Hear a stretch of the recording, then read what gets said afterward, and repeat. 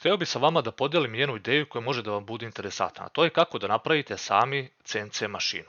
Pošto sam projekat nije lak i oduzima vreme od pripreme do same realizacije, napravit ćemo jedan mini serijal koji možete da pratite do samog završetka projekta. Zamisao je sledeća: napraviti CNC mašinu dimenzije 1000x600 mm sa budžetom od 900 do 1000 evra.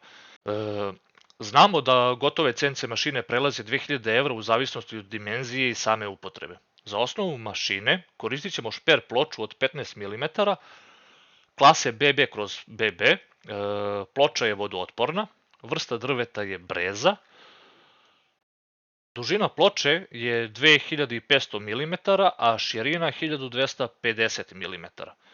Kasnije možete osnovu CNC mašine da promenite, umesto šper ploče da koristite aluminijumsku ili metalnu konstrukciju. Gotov 3D model mašine sam odradio u SketchUpu, po završetku projekta podelit ću sa vama potrebne mere i delove.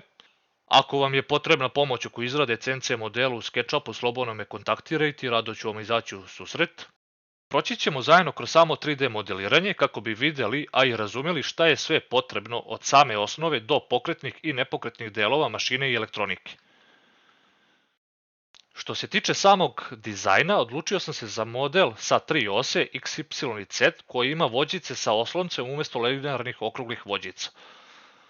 Neko moje mišljenje je da će sama konstrukcija biti stabilnije i preciznije zbog vibracija tokom rada. Naravno, ako imate nekih pitanja i nesuglasica, slobodno pišite u komentaru, rado ću vam odgovoriti.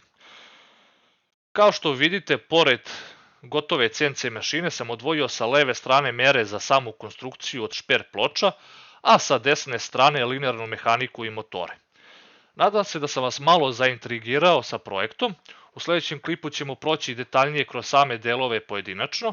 Ne zaboravite da zapratite i lajkujete. Hvala na podršci i vidimo se u sledećem klipu.